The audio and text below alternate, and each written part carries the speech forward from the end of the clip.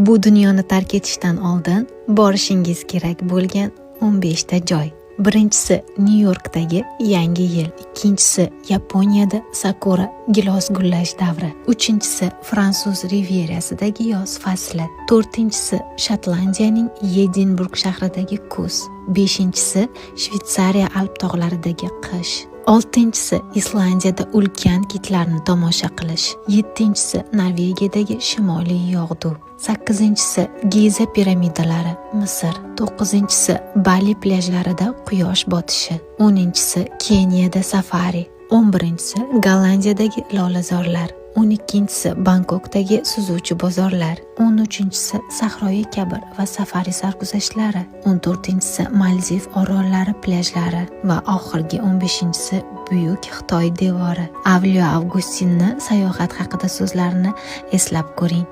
Dunyo bu kitobdir va sayohat qilmaydiganlar faqat bittagina sahifani o'qiydilar.